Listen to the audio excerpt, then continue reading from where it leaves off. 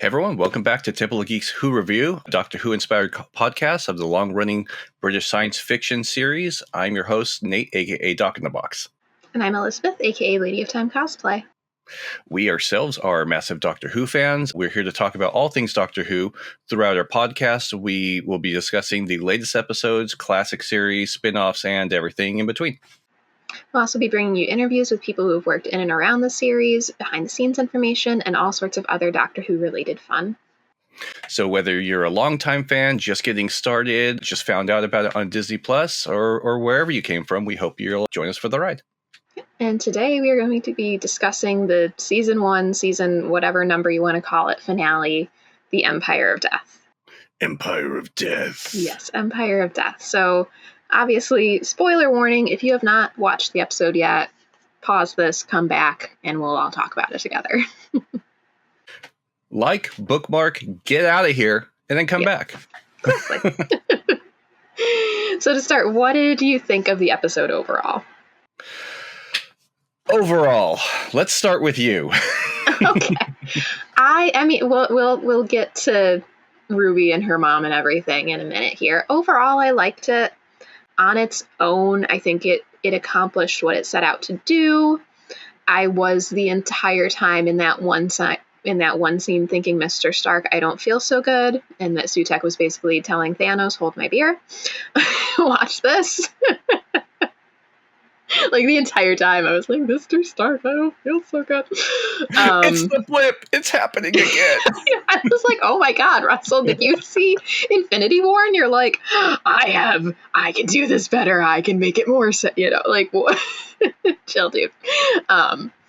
Because having said that, like, I really feel like it was meant to be a 3-part finale, like and not a 2-part finale that we wound up getting.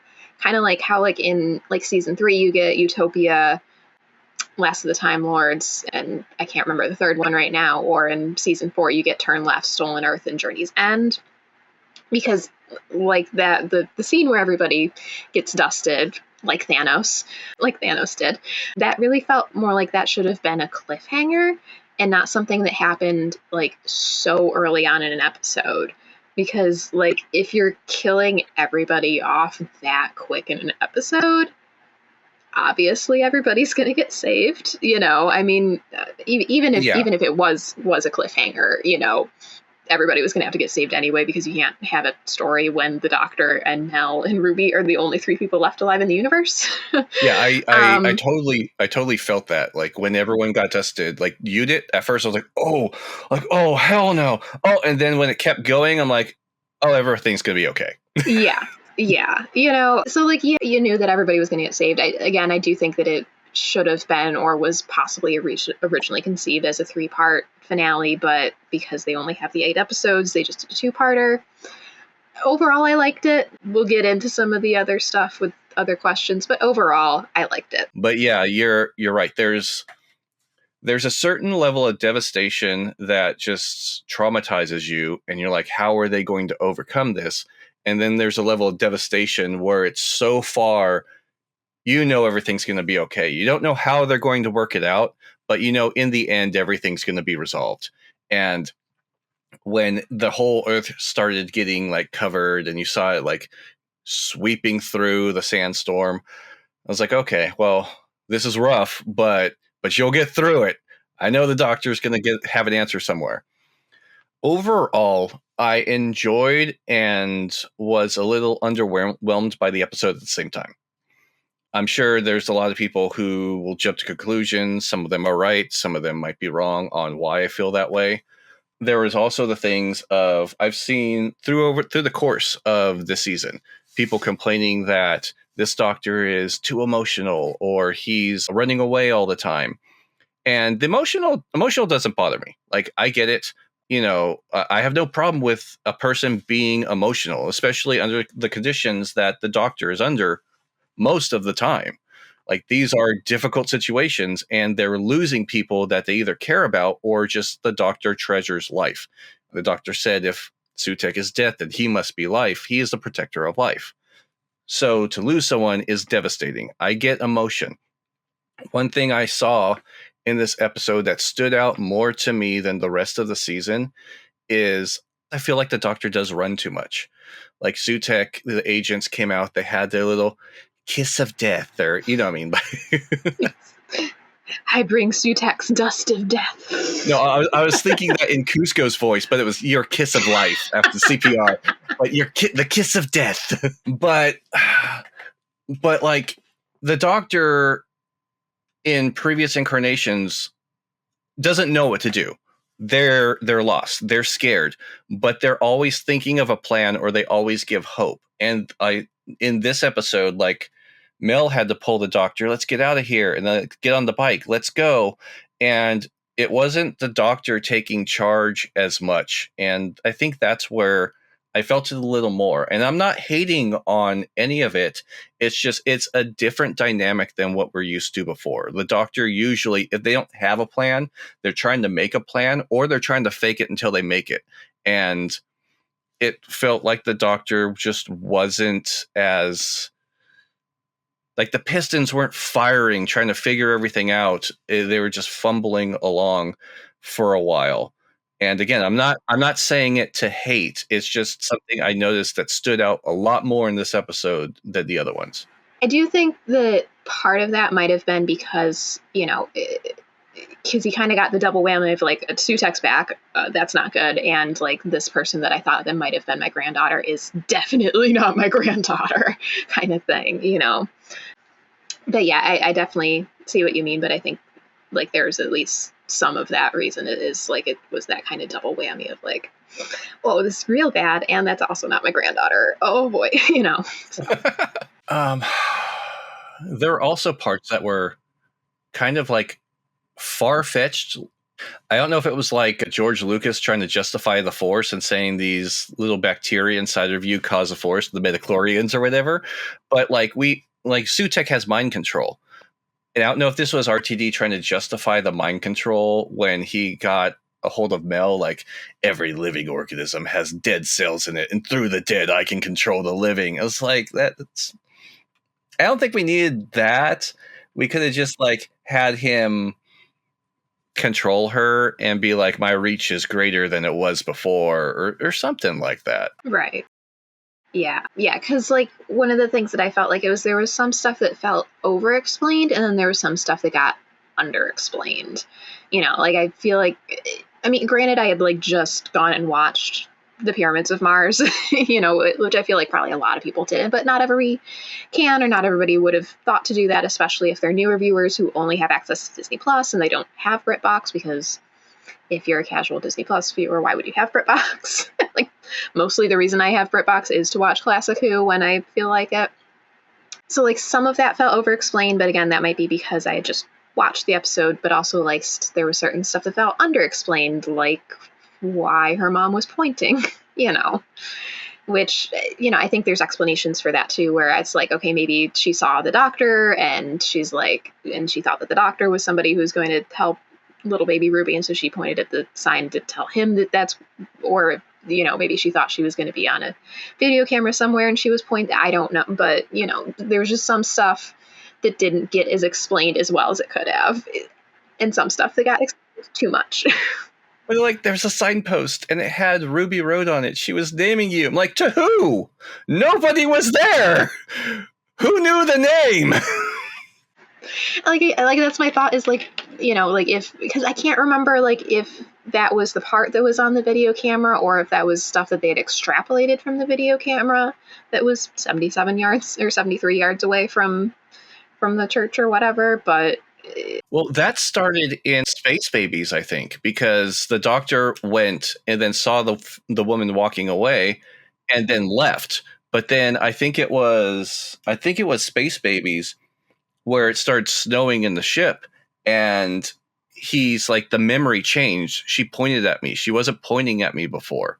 So a lot of that is really, really weird. I get the whole thing of like, nobody has to be super important to be important. I got that when RTD did it with Donna Noble. I guess I get it again now. Yeah. I was like, again? Okay. Yeah, I mean, let me ask the question, and we'll talk all about Ruby and everything that happened. So like, how do you feel about Ruby's mom being a completely ordinary person? What the pointing ultimately meant, and also there's a clip that came out of the behind the scenes stuff with Russell that I want to talk about towards the end of this too. So, go. That's where I was a little underwhelmed because a lot of it doesn't add up. Can it add up? I have theories. They're probably not right because this stuff never is, but it for it to snow every time that either Ruby was in danger or when they thought about the mother. Like, I get that the doctor said that with religion, with great beliefs, with anything, it's the power that we give that image that gives it power. So something ordinary became extraordinary. I get that, but I felt like there was a limit. There was like a certain point to where this is beyond. This has to be beyond just something normal. Specifically, when the ambulance couldn't, if the freaking prime minister can create a match in 2044 and a space ambulance in the future gets freaked out and everything starts snowing when it tries to figure out who Ruby's mother is or next of kin is, there has to be something more. And those are the things that just don't add up to me. Yeah, like one thing that I keep coming back to and thinking about is Russell in the past has done much smaller and much more subtler clues for things that wind up being a much bigger deal. And then now he's doing all these huge clues and these huge, like, in your face, like, it's snowing, why is the memory chain, for her to just be an ordinary person. Because like in like the first season, you get Bad Wolf, and that winds up being a big thing where it's Rose sending a message back to herself and all that. Or you get the little tiny mentions of Saxon in season 3, and oh my gosh, that winds up being the Master. Or the Missing Planets in season 4. So, having seen those earlier seasons and knowing like, okay, he's usually doing like really small things, for him to do all these big things and make such a big deal out of it, only for her to just be a normal person. I don't, but I do like the idea of her mom being a normal person. Especially because I also saw another clip where I don't know if it was an interview or one of the behind the scenes things, but he said that he wrote that in response to Rey's story in Star Wars, where he didn't love the idea. He didn't love that, she started out as a nobody in The Last Jedi, but then, in The Rise of Skywalker, they changed to be Palpatine's granddaughter, which is something I completely agree with, but that's a whole other podcast. I'm like, Russell, you have some excellent Star Wars opinions. Hopefully, maybe one of these days you'll get to write an episode or two. I think that'd be fun. Especially if we can borrow Bryce Dallas Howard to direct an episode of Doctor Who or two, because she has done some of my favorite things in The Mandalorian. But like, I love the idea. But I didn't love the execution of the idea, is basically what I'm getting at. Where like, I like and really love the idea that her mom is important because she's important to Ruby. Because that is something that Ruby has been searching for her entire life and has not been able to get answers for. But it shouldn't have been such a huge thing with the snow and the time when I get it, but Well, it was Sutek too. Sutek had no idea who this individual was, and I don't know why that was so important to Sutek. Because once he let go his kiss of death, they would have been dead. Like, why would he care? I guess they didn't go into it. I guess that she was outside the 73 yards, the perception filter thing. Sutek couldn't, but that would go for anyone that's outside of that. So what made that person so specifically important to Sutek to keep the doctor and everyone else alive? I mean, I made a joke that like RTD like built it all up, and then we have like, who's Ruby's mom? Who is she? This is super important. Oh my God, this is gonna be like a pivotal moment. And then he turned it into Ruby's mom was all the friends we made along the way. Yeah. Which I don't hate the idea of. It's just like, he shouldn't have built it up so much. And I mean, like, one of my theories is like Sutek is who wound up making it snow, but also like it would depend on how far Sutek could like actually expand his whatever while he's still attached to the TARDIS until he can like manifest or what, because that's the other thing too, is it's like, why did Sutek have to wait this long to show up, That leads into something else that I'm thinking about. I don't know if he's the one who was making it snow every time they remembered. At the end, I'm going to jump into a little bit. We won't go fully into everything, but everything is, Doctor Who's timey-wimey. It's a big ball and all these things intertwine. So I'm going to have to go into Miss Flood. She had to be there with Ruby, specifically with Ruby, for a reason. Miss Flood is fully aware of a lot of things that are going on, including things about the Doctor and the TARDIS, and Sutek has a lot of knowledge. And at the end, she was on the top of the building and it was snowing. Oh yeah, that's a good point. Yeah, because it was definitely not winter. I don't know if it was winter or not. No, it shouldn't have. It was like the middle of summer. Like, I don't think we ever got like a full date, but it was like really nice outside. That would not have been winter. Yeah. So I have a feeling that maybe, yes, Ruby is just human. Mom is just somebody normal, but that external influences or through other powers are what made that so important to Sutek, possibly as a trap to foil Sutek. I'm not going to say the trickster this time because my opinion has changed, but Ruby might have been a trap for Sutek by another being of the Pantheon. I like that. We'll definitely get into Mrs. Flood more in a bit, for sure, because I've got some theories too. But the other thing that I also keep thinking about, it's like, okay, he did all these huge, like the snow, the whatever. I'm like, fandom, especially the Doctor Who fandom, does not need that much to get really into a theory or to get really into like trying to explain something. Like, for crying out loud, people were thinking that Mrs. Flood was Clara because she had a similar shirt on. She did it! She did it though! That was a lighting thing! She did call her Clever Boy, but it was a lighting thing. Her jumper was peach. It wasn't gray. I didn't even realize that. Yeah, in that shot that everyone's comparing it to. Yeah, the shot everyone's comparing it to. It's super dim. It's very dark, Yes. and it looks great. I admit it looks gray, but it's like a peach-colored jumper when you see it in the light. Like when she's standing in the window, when she lays down with the grandmother, it's not gray.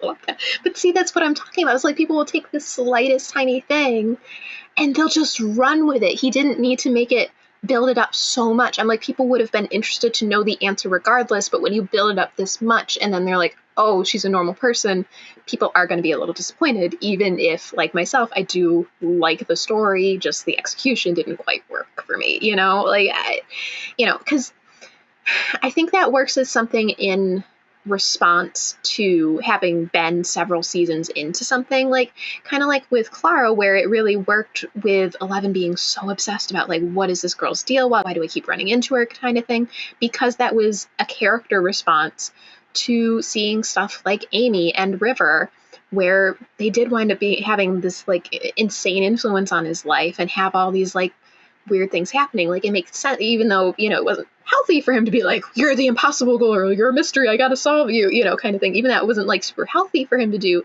It made sense within the context of everything else that Doctor had been through. It just like, it feels like something he should have tried later on, not just been like first, to like his first season back being like, oh, no, you all thought that you knew, nope, I was just doing a mystery for mystery's sake. So it's kind of what he says in this clip that I don't know if you got a chance to watch it, but basically he said, this is like internet age storytelling to create content. And I'm like, oh, yuck. I mean, I get it. You want to create hype and buzz for the show. I think they were talking about Miss Flood there specifically. But I think the actress Susan Twist was sitting next to him in the clip. And so they were talking about. Yeah. But in the clip, they also showed Miss Flood staring at the camera, breaking the fourth wall, talking about the TARDIS. Yeah, but, and so, like, I get that you want to drum up people talking about the show online, especially when they're changing the way that the show goes out. Instead of going out at 7 p.m. UK time and everybody else getting it at their own time zones or whatever, they're putting it out at midnight. And so they want to make sure that people are talking about it, even if not everybody's watching it at the same time. But just, I feel like there's other ways to do that doesn't ultimately mean people being, I think, rightly disappointed in not having a huge reveal at the end there. So I don't know, but I get it, but it also just didn't quite work, I think, the way he wanted it to.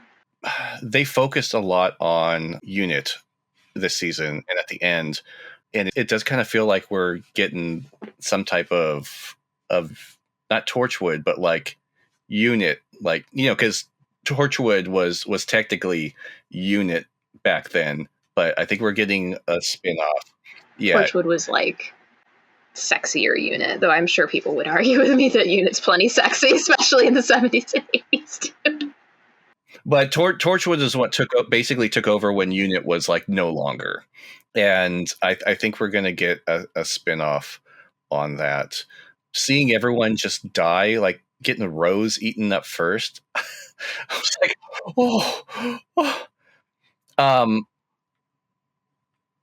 Actually, that segues me into the whole other thing. Like we've had this discussion, and I know anyone who listens to our podcast knows our opinion on David Tennant. But if anyone is new, I just want to preface: we love David Tennant. We have nothing against David Tennant, but we don't want David Tennant back. We don't want him back this early, not anytime soon. We want Ncuti to have his moment to shine. He is the Doctor, but in cases like this, where was 14? Dead. I mean, the entire world was dead, which I think was part of the reason why Russell did that, because so people couldn't argue, like, where's 14? Why isn't he helping? I'm like, because he's dead, and Don is dead, and Rose is dead, and everybody's dead. Everybody's dead, Dave.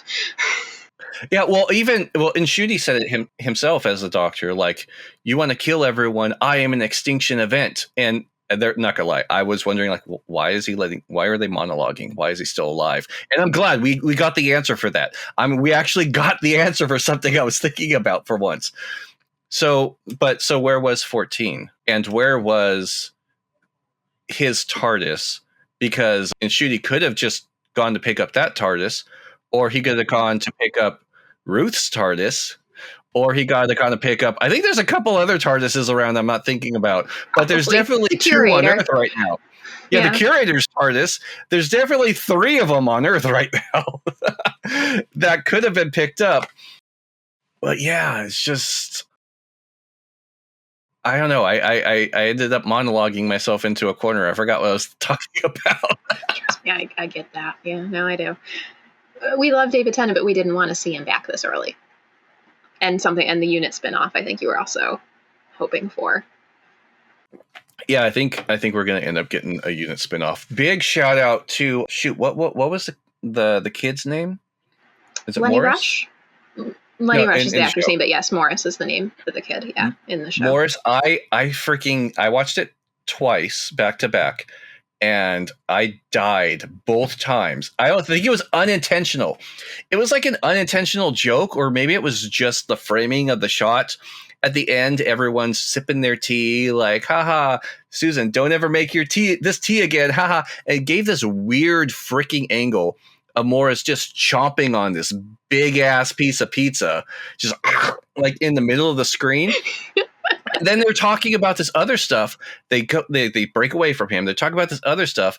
And like, not even like 10 seconds later, he puts his plate away like he finished that whole damn slice. Like, kid, how hungry are you? Like, where did that pizza go? Oh, I love that. Well, yeah, like if you watch it again, pay specific attention to it. Like, that slice is just demolished. It's gone. Oh, I love that. I had not noticed that, but I will definitely have to rewatch and keep an eye out for that. I thought you were going to talk about how he had guns built into his Segway. No, that was funny, but didn't surprise me because I forget her name, but the woman in the Star Beast, not Star Beast. Yes, Star Beast. Yeah, she had rockets and everything in the wheelchair. So it didn't surprise me that he had defenses as well. It was funny, but didn't surprise me. Yeah, for sure. Yeah, I know. I would love to get a unit spinoff. Just the characters are so much fun. But again, please, please, please, if they do a unit spinoff, bring back Osgood. I want to see all of her outfits. Please, please. I want her to have a discussion with 15. Like, okay, what do I make? What do I put in my outfits for you? Because you're changing outfits every time we see you. That is fair. That is very fair. I celebrated when Ruby walked in the TARDIS and he was in like a standard outfit with a coat. That's what we need. I love that coat. I love that coat. Just give the Doctor a long coat. That's all we need to solidify a Doctor's outfit. Long coat.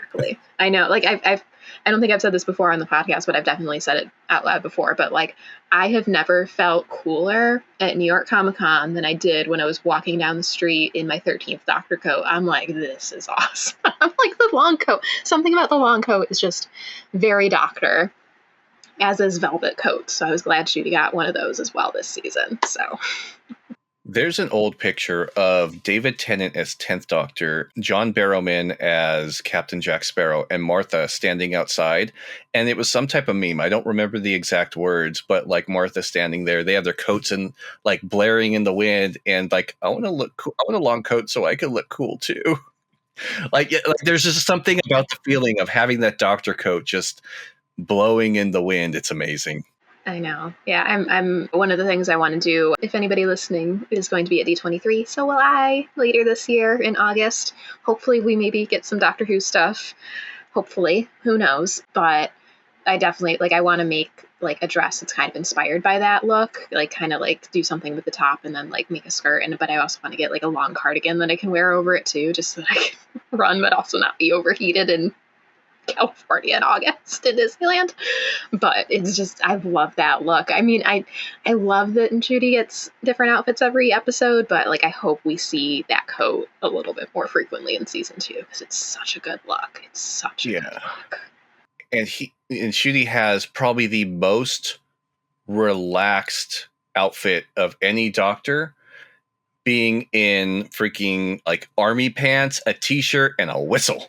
Yes. Like, that's all you need to be the Doctor. Army pants, a t-shirt, and a whistle. Exactly.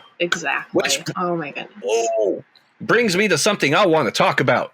Okay. One of the things that doesn't make sense. Okay. Because some things just don't make sense in Doctor Who, but you got to swallow it because it's your favorite show. Yes.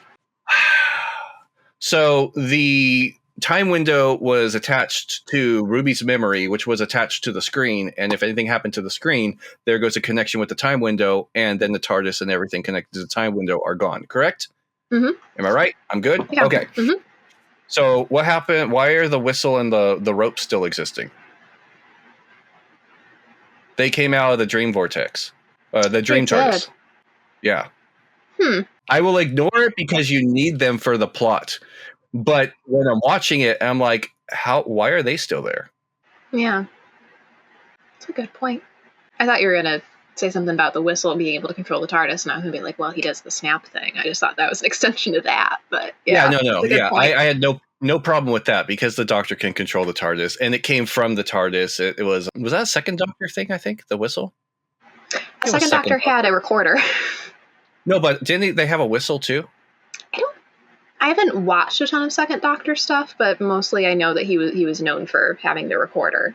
Yeah, definitely had the recorder. I swore that was a reference to a Doctor, and I thought it was second. I don't know. I kind of want to go through and like I wish I had an even bigger screen to watch the memory TARDIS stuff on, just so I could pick out all the little. The nostalgia in there was amazing. Yes. There was so 13 much. Sonic. That was great. And the little baby 13, the things on the ground. Yeah. That was so freaking cute. Yeah. There was even, another thing that I noticed was there was a teeny tiny little jukebox that you could see in the background too, which I was like, the jukebox was there. Cute. Yes. Six's coat. There was a 13 gear roundel on the side, on the back. There was a 12, not the roundel, but the hexagon that's around the roundel that was in there too. There was a lot of 10th. This is hard to say. I guess 10th, 11th, and War Doctor, because a lot of them had the choral console room. There's a lot of references to that in there. Seeing all the different little tidbits of everything. The sound when he closed the doors. Yes. I was like, oh, they used the first Doctor sound. Or was that first through 4? I mean, they kind of use that for like a lot of the classic series, I feel like, because I definitely, like, when I watched it immediately, it is as a classic Who sound, because I very recently watched the Waters of, or not the Waters of Mars, the Pyramids of Mars. I'm sure I have said Waters of Mars when I mean Pyramids of Mars multiple times, but yeah, I did love that was the little sound. I was like, oh, that's very cute. Yeah. At such a sad point, you're like, oh my gosh, what's going to happen? Oh, it's adorable. Yeah, which that's kind of Doctor Who in a nutshell, you know? Yeah. So, while we're talking about the things that we really like, was there any standout moments or performances in this episode for you that we haven't talked about already? The standout performance that I had in this episode was honestly the interaction between Ruby and her mother. Like, that was so freaking, it was genuine. Like, this actress that was Ruby's mother, like the second that like she started talking about, my name is Ruby, I was left on Ruby Road, and then just the amount of welling and her, like, just everything about her start to, like, not twitch, but like she had that moment of hesitation where, like, do I run to you? Do I stop? Like, I don't know what to do. Like, I'm sorry. Like, that, it was so perfect. Like, I believed it. And I was wondering, and hands down to, like, the way this was written too by RTD, like, I was wondering what she was going to do to, like, bring up, like, if she was going to say anything, because it looked like she wanted to, or if she wasn't going to say anything. And then the segue of the simple interaction, because I think that's kind of what he was focusing on, was that simple things, ordinary things in life can become so important. Just the action of her ordering the coffee and the barista saying her name is what sparked that conversation and brought that woman's eyes to Ruby. And it was a brilliant scene, written, acted, just everything that stood out. And I loved it. Like, both times I felt I got emotional over the two of them just interacting with each other. For sure. I mean, because again, like I keep saying, I didn't love the setup for everything that happened, but the story itself that we wound up with, I really, really loved. Especially that scene was just beautiful. And you're right, I like started crying when I was on. I was like, especially because I tend to be like a sympathy crier. Like, I'll tell people, I'm like there's not a lot of times I've like actual like full on started sobbing crying when I watch something, but like that includes the Les Mis movie, because especially because the close up on Cosette's face at the end when she starts crying when Jean Valjean dies. Spoilers for Downton Abbey if nobody's watched Downton Abbey. The scene in Downton Abbey where Sybil dies, I cry every single time I watch because of her mom and her sisters. I'm kidding.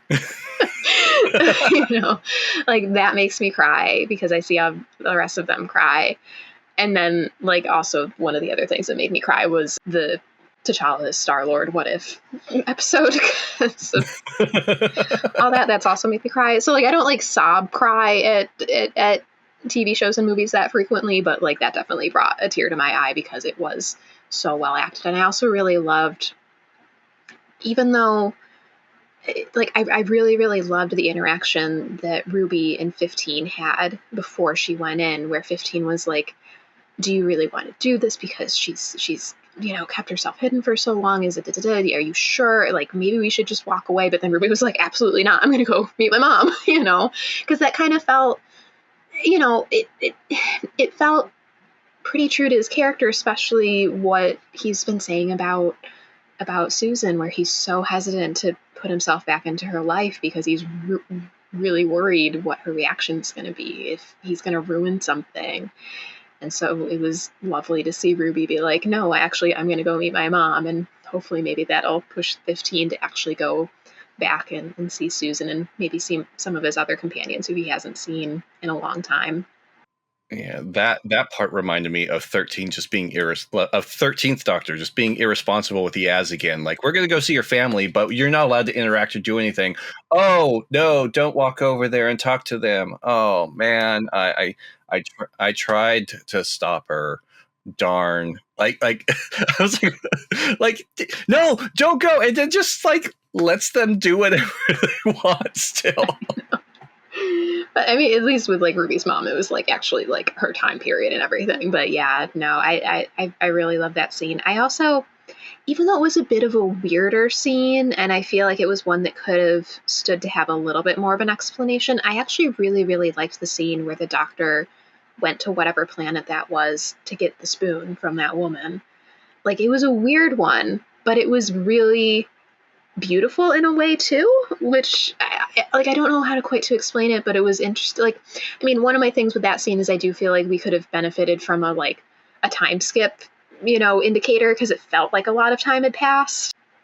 Because kind of what I think was happening in that scene is the Doctor had to find a planet that he hadn't been to yet, that hopefully more was left over of, but it kind of showed how like other worlds were affected even if he hadn't landed on them, kind of thing, and how that kind of affected like families and everything. And it was a very weird scene, but I really, really liked it, and I thought the woman who was the other person in that scene did a really great job, especially for probably not having a ton of idea of what was going on within the context of the show, because I don't know how much else of the script she got kind of thing to know the context. But I thought it was really beautifully, and I liked that, we get a little bit of a glance with her and her baby after the Doctor's kind of reset everything. It's a really beautiful planet, and like, it's a weird scene, but I really liked it for whatever reason. I think what it was intended for, because you're right, it was a weird scene. It was just like all of a sudden it gave me 13th Doctor Flex vibes when they walked into the tent and everything was starting to get like hit by waves and stuff. But I think what the scene was intended for was the reach that Susan Twist had from Sutek was not just across the universe, but was across time as well. Past, present, future. Sutek was killing the universe's existence from beginning to end all at once. And I think that's what that scene was intended for, with her saying that facts are disappearing because time itself recorded is disappearing, with the people who, like, historians are dying, the people who created those historic moments are dying, all over the place. And her saying that facts are leaving, that things are becoming untrue, that they can't remember the names of cities because cities weren't even like, some cities didn't even exist anymore because they were disappearing before they even happened. Like, I think that's what that was supposed to be for. They didn't lay it out, but I'm pretty sure that that's what it was intended for. The only thing that got me was, and the thing with the kid was, that was good. Like, the writing on that was good, and the woman who acted it, when she's stopped and said, "I think my child died, but I forgot," and the Doctor's just like, "I think you're right, and I'm sorry." Just, that was a good moment too. That's number 2 on my list. Ruby's mother and her interaction, number 1 on the acting. That one's number 2. But my question is, why metal? Like, I know he wanted to put something in the time window because things were disappearing and he wanted something real. But I mean, there's still trees and rocks and dirt and other items that are real. So why specifically metal?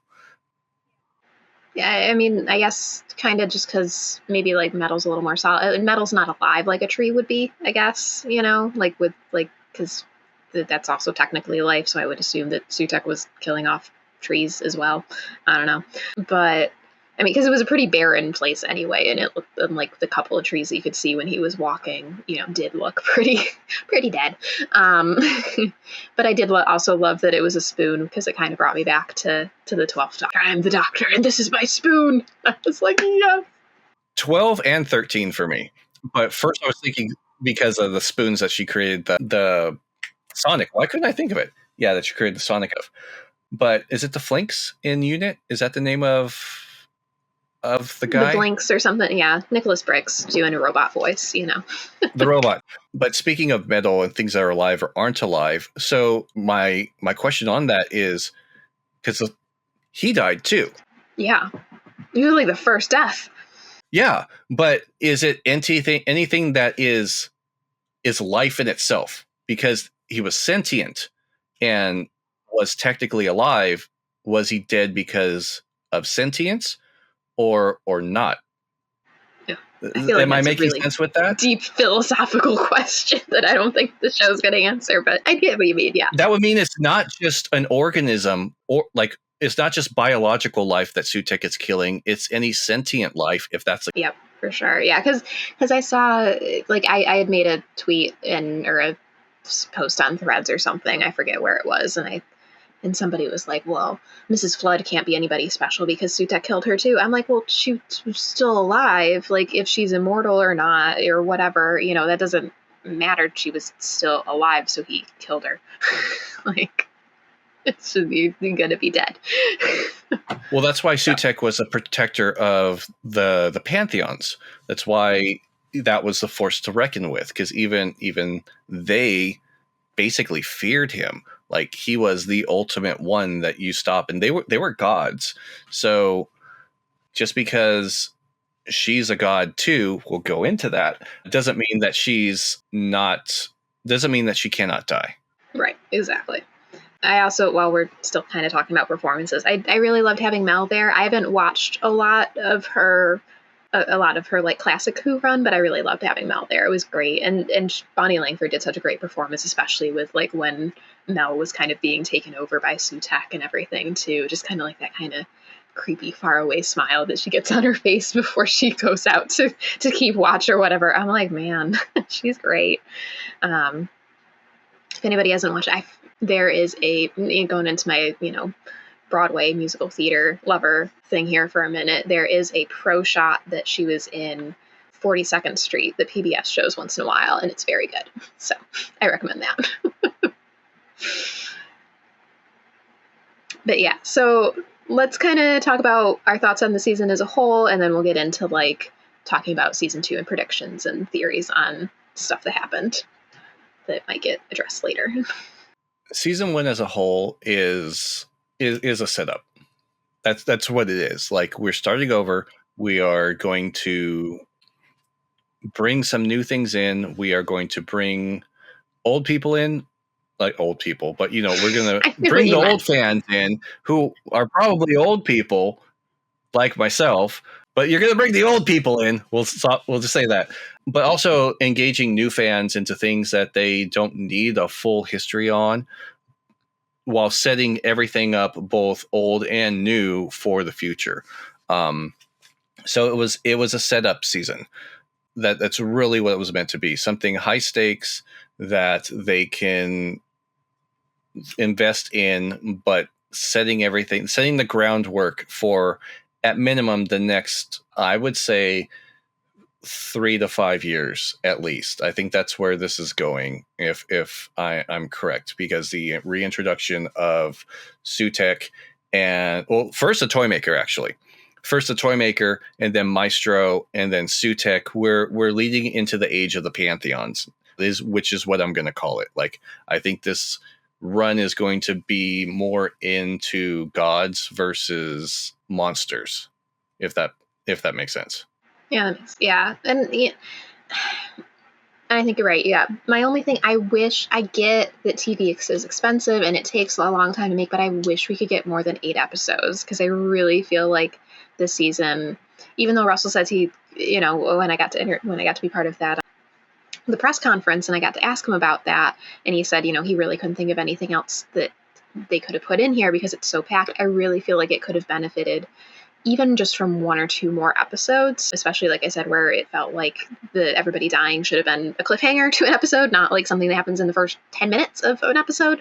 I think that's also why he made the mystery so big, even though, mixed feelings on how it all shook out, because he wanted to make sure that everybody's attention was grabbed right away because of the shorter run, which I get. Oh, it disconnected for a second, so hopefully I'm going to start over. It disconnected for a second there. Yeah, I get that TV is really expensive to make and that it takes a bit longer, especially with VFX and everything. But I really feel like this season could have benefited even from just another one or two extra episodes, because it really felt like, especially with, like I said, where everybody dying felt like that should have been a cliffhanger, not something that happens like, what, 10 minutes into the episode, just to have more time to explore the impact of that, you know. But also, like, with, like, I keep coming back to the fact that I feel like Devil's Cord was originally meant to be later in the season, but also it feels like it was purposely put as episode 2, so that everybody was all of a sudden like in like, oh, this is a big huge mystery, this godlike figure is scared of what Ruby could be or what her story could symbolize, kind of thing. We also put more focus on Susan too. Right.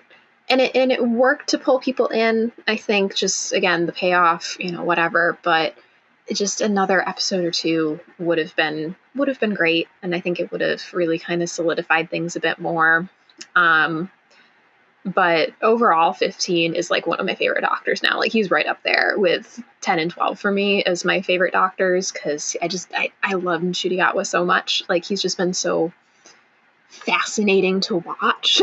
Like, he's just such a great actor, and I love like the situations that he's been put into, especially like when you get like, I mean, we talked about this when the episode came out. Well, I talked with Monica about it because, yeah, it was Monica when we talked about Boom. But like, seeing him go from like all over the place and running around and so excited and everything, and then to have like the kind of just, it's not quite a tone shift, but just to have him, by the definition of the plot of the episode, have to be in one place for 90% of an episode. And to nail that and the running around and the being, you know, is just, he's great. And I love him. And I really can't wait to see more of him. And then too, like you said, I think this was a really decent introduction season for the newbies, because, you know, it's on Disney Plus now instead of BBC America, and Disney's trying to pull in more fans. And I think it worked pretty well, you know, to introduce the concept of the Doctor and the companions and all that. You know, did it in a really accessible way, I feel like. I do wish that Tales of the TARDIS could have been available to people not in the UK, but with, you know, Doctor Who being on 3 different platforms in the US, where were they going to put it? Because BritBox still has the rights for the classic series, but this is kind of new, you know. Hopefully at some point there will be something worked out where Doctor Who can be a bit more, you know, centralized, or some sort of bundle system at least, you know. But, you know, it felt very accessible to new fans while still mostly giving older fans, you know, ins like with Susan or with Sutek or, you know, Mel and all that stuff. I think it accomplished that pretty decently. One thing I remembered that I wanted to go back to, because memory is really funny, is I started to feel like I was right for a second when they went back to the time window and they're like, Ruby, like, memory is basically focusing on memory. I'm like, oh my God, Ruby's memory. She is memory. That's why it's so important. I was wrong, but like, I got all excited right then. When they started like focusing on how important memory was. Yeah, she was not, alas. But so moving on, and so now we can talk about theories for everything else coming up. Any theories, thoughts on the next season and or the Christmas special coming up later this year? I fully believe we're going into what I'm going to call the age of the pantheons. It's, you know, we had again Toymaker, Maestro, Sutek, and I was thinking like, I don't think the Trickster. I don't think even, and I know a lot of people, or a decent amount of people, I've seen similarities. I get why they're saying this. Are saying that Miss Flood could be Romana just because of the outfit. Not Romana. Is it Romana or the Rani? Which one had that outfit? Now I'm forgetting. Romana has an outfit like that, yes. Romana, yeah. Okay, I thought it was Romana, but then I doubted myself. I think she's the White Guardian. Yes. Yep. You think so too? That was Okay. exactly my theory. Yes. Okay. Because so the first episode that we ever see Romana in is in that white furry jacket looking thing. It's not exactly like the one that Mrs. Flood was wearing, but it's very similar, where it's white furry, it's got a big hood, everything. And in that is the same episode where the White Guardian is also first introduced. So even though the outfit screamed Romana to me, I was like, you know what? I bet she's the White Guardian. Yeah, and if I remember correctly, the Guardians exist technically outside of time. Like they're not the Watcher in Marvel, but they're observers. They uphold the balance. And one is not so good, the Black Guardian, but the White Guardian is also the lesser of the evils, not so good as well. When I say that, I think of, I'm not saying exactly, but I think of like Good Omens. You have the devil side, but then you also have the angels. But the angels are like not empathetic. They just have rules and order, and they don't really care about how you feel about anything as long as you stay within your lane. And I feel like that's kind of like where the White Guardian lies. Like not great, but not necessarily evil, but not good either. Yeah, I mean, it's been a hot minute since I've watched the Key to Time season that those two characters are introduced in. I did a little bit of like reading the TARDIS wiki and everything, but like, even though what clues the Doctor in that like, oh, he's talking to the Black Guardian, not the White Guardian, once they've, figured out all the pieces to the Key to Time, is that the Black Guardian didn't care that one of the pieces of the key was like a person. The White Guardian is also who like scattered those pieces of the key, and one of them wound up being a person, kind of thing, So, but I definitely think she's the White Guardian, especially because when I was looking at the TARDIS wiki, I don't remember exactly what it said, so I'm going to bring it up. Give me 1 second. Okay. While you do that, I will say that they did in some contexts they fit into Pantheon too. There's some accounts where Rassilon created the Guardians, but then there are other accounts where they are two of the six, I think, of the old ones, which are with part of the Pantheon, which the Toymaker is a part of also. Yes, that's what I was looking up. Exactly what I was looking up to say. Yeah, because TARDIS wiki says, quote, in another account, the Celestial Toymaker claimed that there were actually 6 Guardians, not 2, with himself being another Guardian, and also that all 6 of them were in actuality great old ones from the pre-universe who had found new roles and new powers after surviving into the history of End Space, and that is from the book Divided Loyalties. So even though, for the most part, you don't really see any Big Finish or book stuff kind of crossing into the main canon of the series, you do get occasionally adaptations, kind of like Star Beast was an adaptation of that comic series where the Beep the Meep was introduced. So I wouldn't be surprised if that's something that Russell was kind of thinking in the back of his head, but definitely getting White Guardian vibes from her. So, but I also saw a post. I can't remember if this was on Tumblr or somewhere else, but somebody was like, I think I know where you're going. but somebody was like, well, Mrs. Flood, she has a name that's like water. She wore a coat like Romana. She's wearing white like the White Guardian. She has an umbrella like Missy. Like the only like female Time Lord that she hasn't insinuated herself to be is the Rani. So maybe she's the Rani. After you said Beep the Meep, I've seen memes. I thought you were going to talk about this. I've seen ones where she's like, my boss is going to be mad, or where the Meep was like saying all this stuff like, my boss is going to be mad, or like, you're going to answer to whomever, blah, blah, blah. And she's wearing the white fur coat that she was pissed and skinned him. But now I'm wondering if maybe like the boss that everybody's been referring to is the Black Guardian, so who knows? Who knows? Because Russell has apparently taken stuff from Classic Who to kind of build them up and to make them into bigger deals, and that's another Fourth Doctor serial, again with Romana, not with Sarah Jane, but I don't know. I feel like she's going to be the White Guardian, but also at this point, you might actually get Romana back at this point. You might get your wish, because with the Guardians and they haven't suggested it in the show. They haven't said it in the show. We don't know if they're the Guardians. But if they are the Guardians, and Romana was, if I remember correctly, Romana was trapped in End Space, correct? It's complicated. We're not using your Big Finish knowledge here. We're not using Big Finish knowledge. Okay. because I know you have all that. I know you know all that. But that aside from the TV knowledge, like from the main show, I thought she was trapped in space with K9, and then I don't know how K9 got out because obviously They built got another out. one. Well, I thought there was another. There's multiple K9s. Yeah. Okay. Well, okay. I thought okay if there's multiple K9s, I thought he got out somehow. So But I mean last maybe I knew, I built, I think don't she was know trapped with K9 too in much. space. Yeah. Yes. Yeah. Last I think last like TV appearance acknowledgement of her was yes that she's trapped in end space. Like I would have to go and like look so because I feel like Romana being president had to have been something that came up. I'm gonna now quickly look at her TARDIS wiki page to see what's going on. But yeah, I'm like that coat cannot be a a mistake, you know. I'm like No, something's nothing of this has to be coincidental. And I was wrong. So it wasn't the 10th Doctor that screwed things up again, coming with Sutek coming out of the void. He was just there all along, creeping, watching, being the weirdo.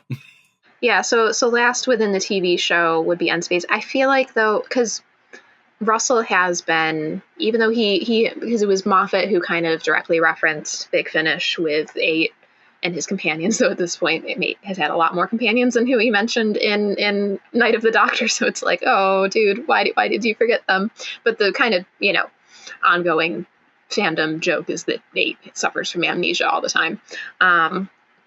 Because Gallifrey is such a big series, I feel like Russell at the very least probably wouldn't ignore that she had been the president at one point. And because Gallifrey is such a big series for Big Finish versus like other stuff that gets mentioned, it's like, yeah, I get why he didn't get into anything with Sutek that's has been done with Big Finish, but because Gallifrey is one of the bigger series that Big Finish has done over the years, I feel like he would probably incorporate some of that. I don't know, but I do just really want to see Romana again because even so I haven't listened to the most recent Gallifrey series. So if something has happened, sorry. But the last time Romana showed up in the Gallifrey series, I'm trying to remember here.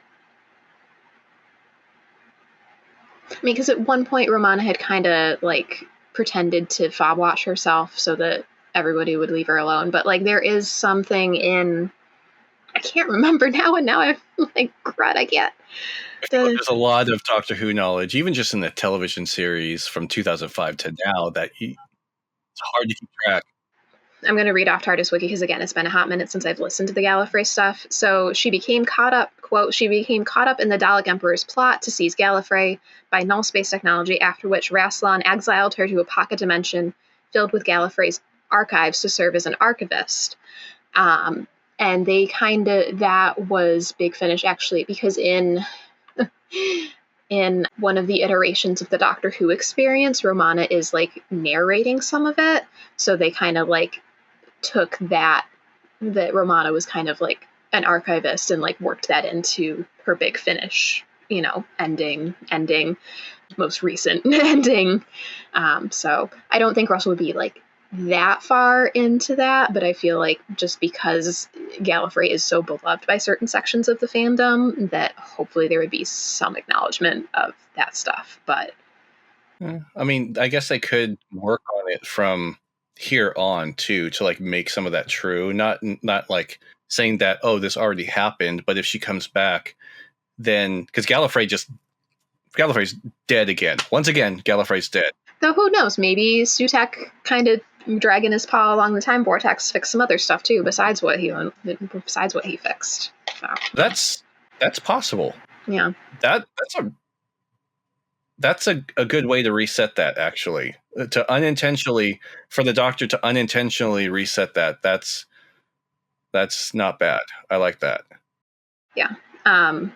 But yeah, I'm hoping that if they bring Romana back, they at least do a little bit of an acknowledgement of Gallifrey. Like, I know they're not going to sit down and be like, here's what you missed on this, 20-year long audio series that Big Finish has done that has been explained to people as the West Wing of Doctor Who, because it is a lot of Time Lord politics, at least especially in the earlier seasons of it. I do want Romana back, though. I want to make some new costumes for her I mean, again, I love the outfits that she has, but they are, they're what they are. Yeah, hopefully Romana comes back, because I would love to see her. Now, this is going far-fetched. This is going deep into, I'm fully delusional. What am I thinking about?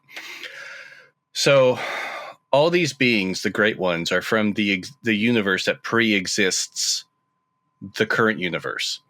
That's what we're led to believe. That the Pantheon, if we're going off previous things, certain data from Doctor Who, all of the Pantheon, all the Great Ones, the old ones, are from the pre-existing universe. We already know that with the Timeless Child, that the Doctor is not from this universe. My thought on that is that the Guardians also at one point either fought or had some connection with, and this is going deep into things, with God himself of the universe. And God at one point created an individual which was like the key or the Lord of Time. So is the Doctor going to be the child of God? I don't know how much I want to talk about that theory, but yeah, okay. I don't know. I don't know if Russell would go that far, but yeah, I don't know. We'll see. Yeah. I will say too, I am glad that Ruby's story isn't done yet.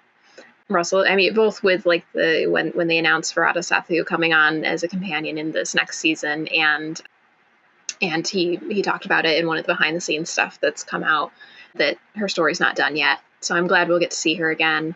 He also said that the story about her family isn't done yet, which I'm glad for, but I've seen a lot of people being like, oh, maybe her dad is somebody really important, and I'm like, okay, probably not, especially after RTD called Star Wars out for doing that. I'm like, probably not. But I am glad that we'll get to see her again, because Millie Gibson is a phenomenal actress she's so young, but she's phenomenal. So I'm glad we'll get to see her again. I'm not going to make any big predictions about Verada Sathu's character either, especially if there's going to be any connection to Mundy Flynn or not. After, Russell was kind of like, oh, nope, Ruby's not, nothing crazy celestial going on with Ruby's family. So we'll see about that. I don't have any huge thoughts on that, if they're going to be connected or not. But yeah.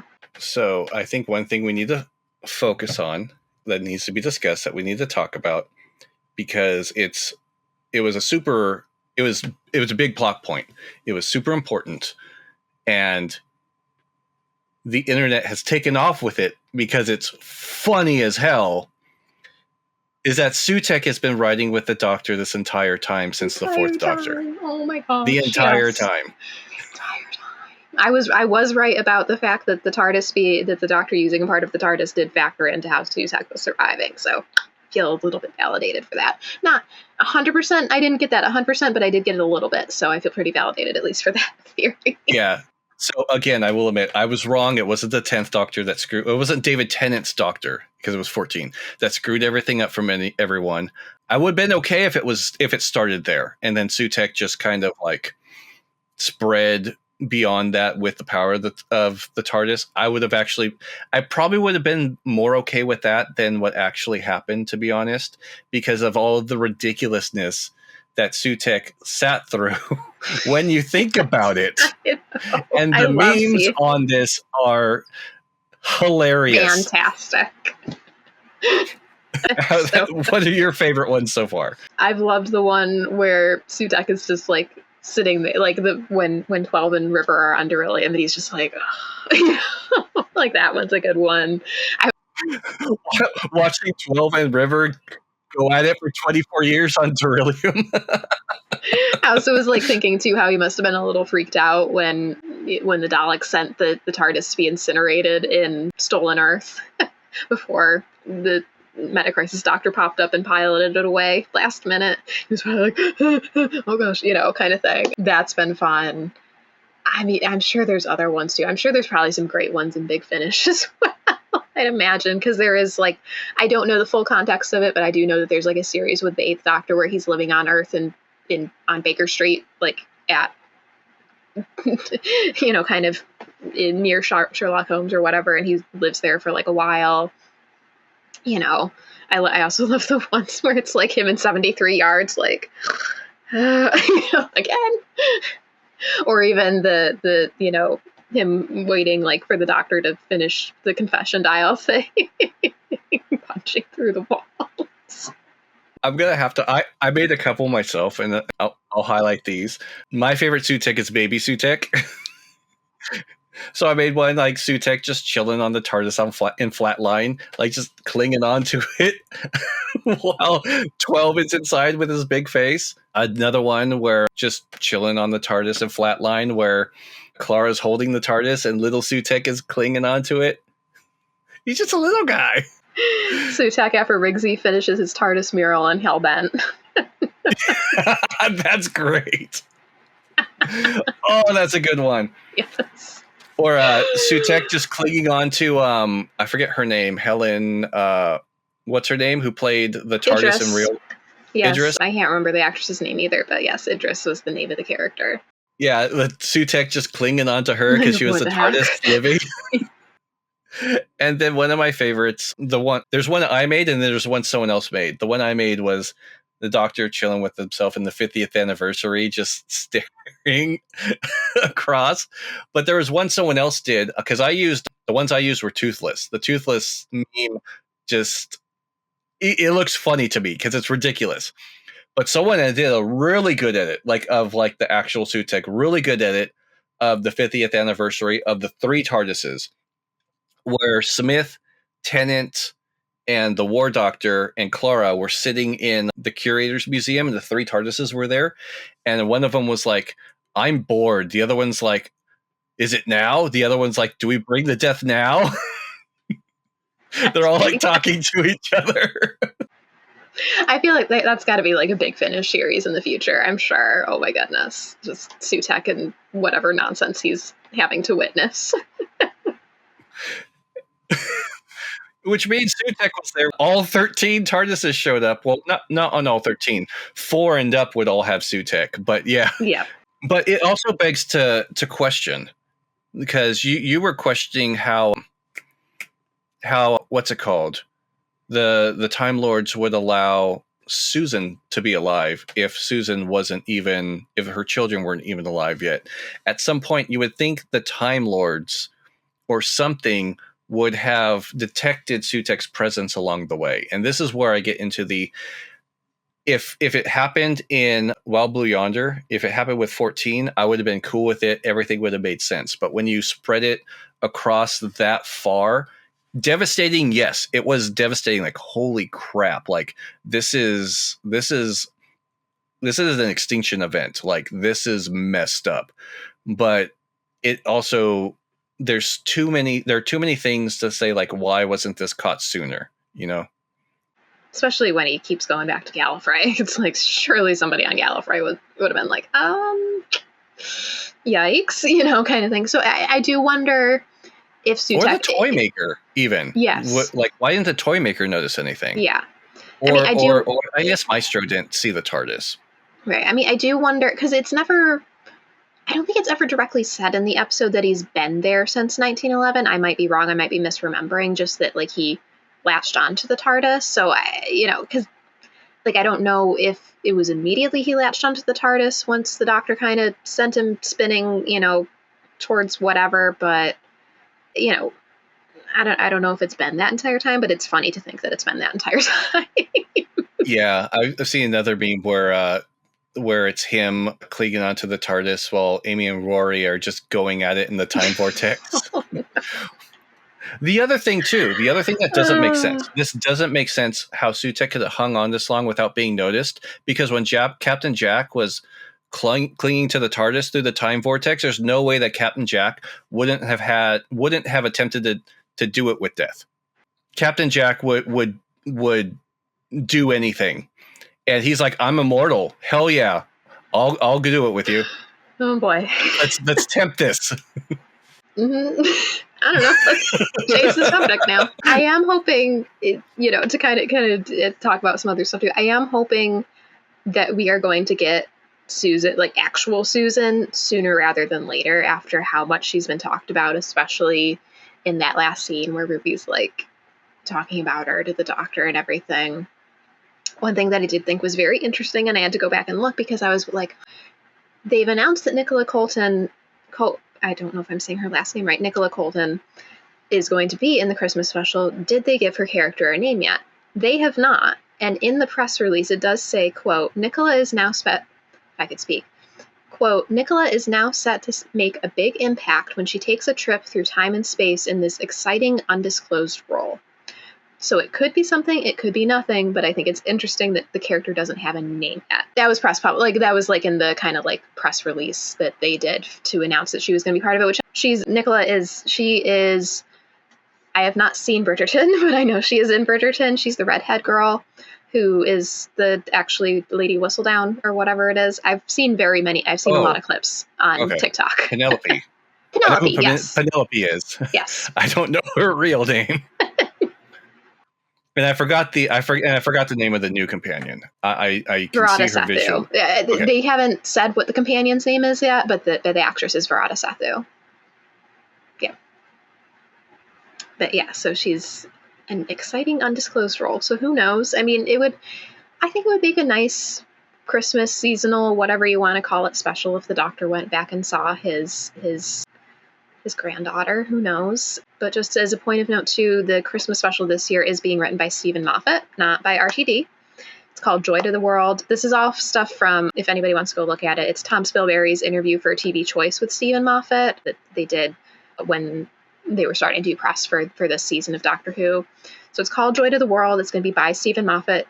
Funnily enough, this is going to be Stephen Moffat's 50th episode that he's written for Doctor Who, including anything that he has co-writer credits on. Congratulations, sir. Like, woo! But one little tidbit that I did find very interesting that he talked about in the interview is that he hadn't read the last 3 scripts for this season before he wrote the episode, but he said, quote, although bizarrely enough, I have read the finale of the following season for reasons that will become apparent, he said cryptically, end quote. So... And he's also said that weird. Okay. It's a little weird. And he's also said that he is not writing an episode for season 2. Like, as far as he knows, this Christmas special is the last time that he's writing for Doctor Who, because he's not involved in season 2 whatsoever. Well, so for now, yeah. For now. But they've already wrapped season 2, so maybe he'll write something for season 3. Who knows? So that's interesting to me that he's read next season's finale to write the Christmas special, but he didn't read this season finale's ending. So it makes me that's why I'm thinking that Nicola Colton's character is going to be a little bit more important than just like a guest starring role during the Christmas special. So she might be the next companion. I mean, it could be a setup. No, not season 2. Not season 2. Yeah. Season 3. Oh, for season 3. Okay. Yeah. It could be a Donna situation. That's true. Yeah. That's interesting. Yeah. But I know, I kind of really want her to be Susan. I don't know.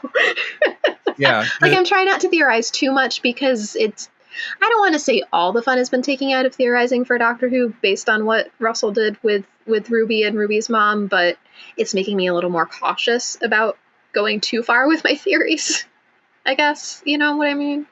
But because I also think that Moffat would write Susan and the Doctor's reunion with her very well, because Moffat did a lot of really good family stories, especially with like Amy and Rory and River. So I don't know, we'll see.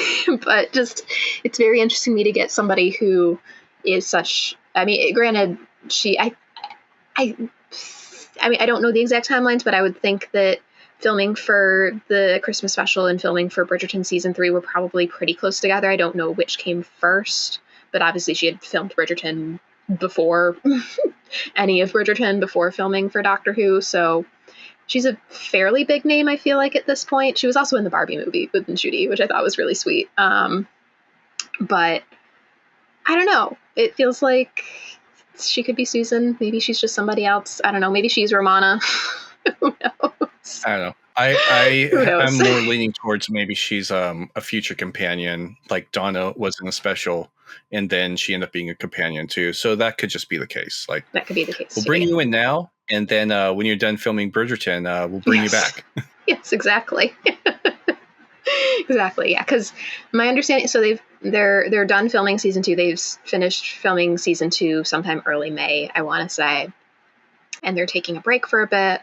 One, so that the actors can do other things. I think Nshuti's filming another TV thing right now, but also I think he's supposed to be doing a play later this year. And also, I guess they're they got to work stuff out with Disney and all that fun stuff. So we'll see.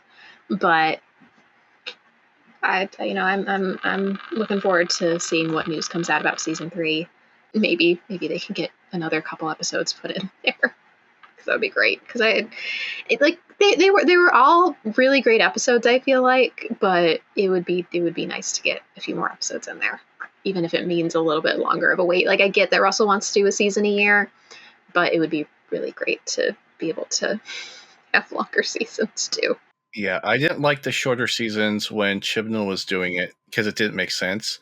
For Disney, with the moving of the platforms, it made sense to me because maybe they weren't sure and didn't want to invest. They want to invest. Obviously, they invested money into this. Yeah. Like, they've invested some good money. Yeah, for But sure. but I don't know if they wanted to go full on board until they ran it to see how it goes. So I have a feeling we might get more episodes as it continues, and as long as it continues to be successful, we probably will. Yeah, I know. I'd be very interested to know how many people are coming into Doctor Who with this season because it's on Disney Plus now. Like, that'd be something I'd be fascinated to know. But it's what it is right now. I'm really hoping that there's some if there is anything Doctor Who on any of the banners at D23, I might make it a little bit my mission to figure out how I can take one home.